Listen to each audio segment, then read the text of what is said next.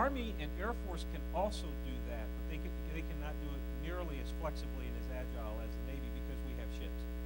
By the way, this isn't just a Navy operation. We employ Army and Air Force. We also employ Public Health Service.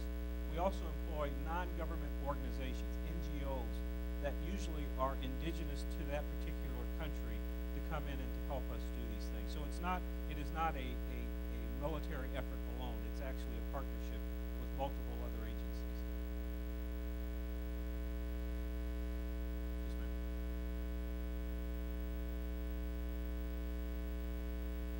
The question is, are you required to train in a military facility for internship and residency?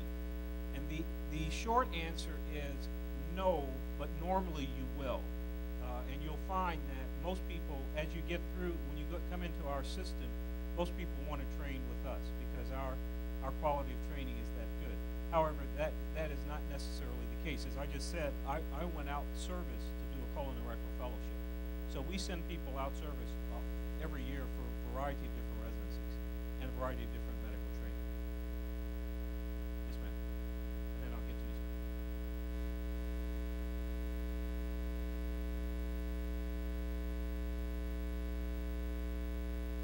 The question is, when we travel to an area in which we've been in conflict, the area has been in conflict with the U.S., how are we received?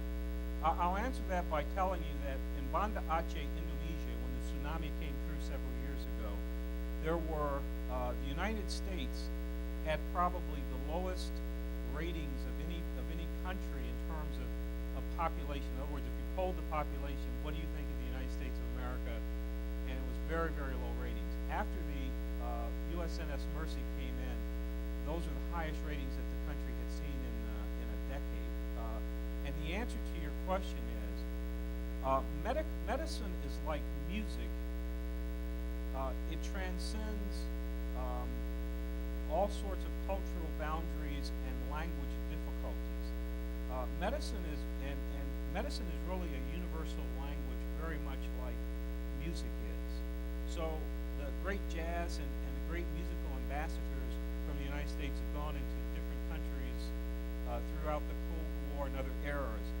That same phenomena occurs with medicine. I'm not telling you that there's not cultural and social aspects to how you apply the care.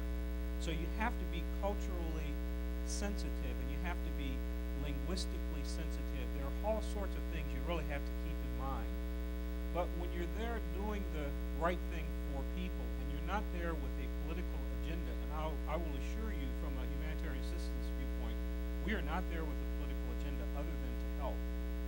We are well received, and this is repeated throughout. This is repeated over and over and over again. It truly is a way to make a difference, a very positive difference in not only people's lives, but how they view our country, but it's also an opportunity to give superior medical care.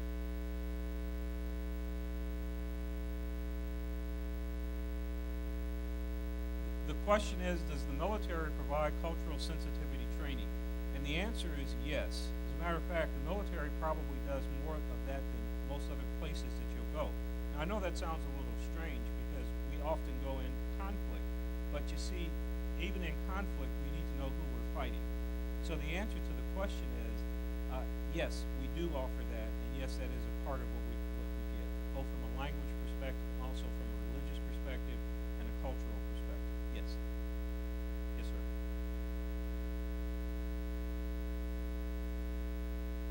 I'm from Louisville.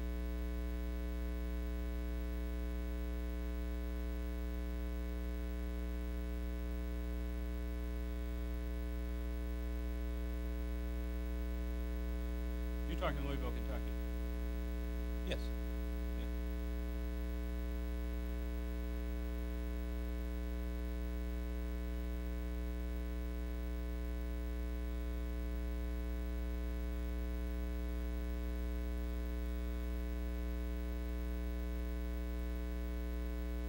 The question is, first of all, I'm from Louisville, Kentucky, and the young man here is saying that there's a huge gap in disparities, racial disparities in terms of care between West Louisville and East Louisville. I was born and raised in West Louisville.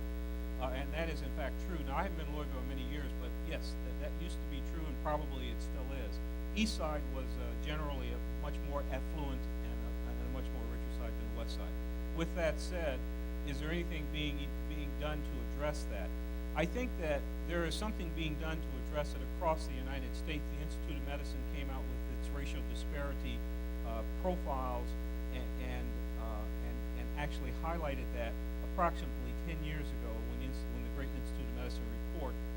Last week I was with the Congressional Black Caucus on Capitol Hill and actually talked about racial disparities that are going on. One of the issues that has struck me is that there is a great deal of discussion about racial disparity, and it has actually gone down into a discussion of cultural and social sensitivity and racial sensitivity in a way that this country, in my opinion, hasn't done prior to this. I think that we are trying to address it, but the key here is that there's still a huge gap that is in fact there. Now, here's what I think that is going to happen, so that you'll hear my view. I think I'm talking about you people right here, you individuals, you're going to change that over the course of the next several decades. The first of all, 55% of women in medical school now is a huge difference from when I went to medical school 35 years ago. That's number one.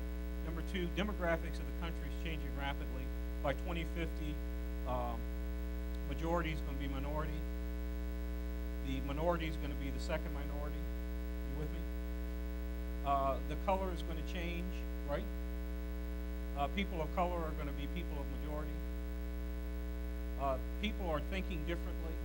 You're going to change that. And what I mean is, I don't mean that there's not an issue, but I'm telling you that's rolling out. Part of the reason that I'm here is that the United States Navy is very much afraid, because you see, we have a major disparity in our officer ranks between African American or minority officers and majority officers in terms of how we're viewed in the United States. In other words, there are very few minority officers in the United States Navy compared to our general population. So Navy leadership has realized if we don't look like the majority population, if we don't have if we're not mirroring the demographics of the country, and the country's demographics are changing, you all know that.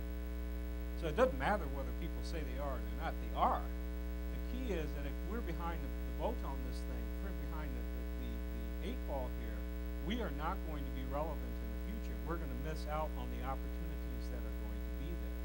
So I think that that's what's going to change a lot of the disparities in terms of how care is given and who has access to care.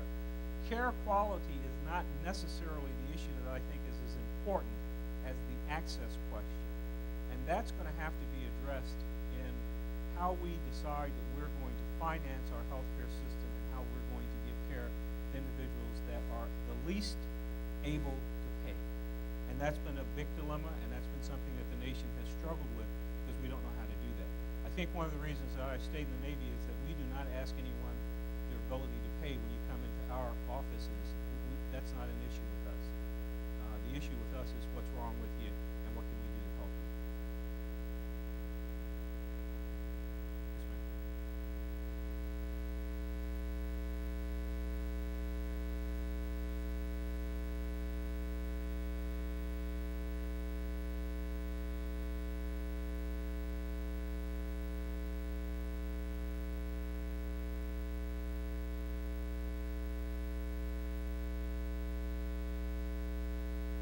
The question is, how do you, as a surgeon and as someone that is taking care of people, how do you personally deal with a traumatic event in which a patient would cold, have a cardiac arrest on the operating table, and how do you put your emotions away and not become a very, as she said, a stone cold person?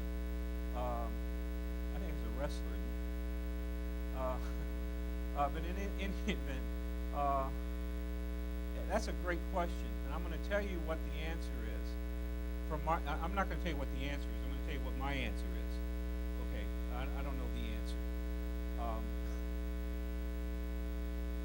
There are a couple of things that you need to do. I told you got to be professionally competent, personally involved in spiritual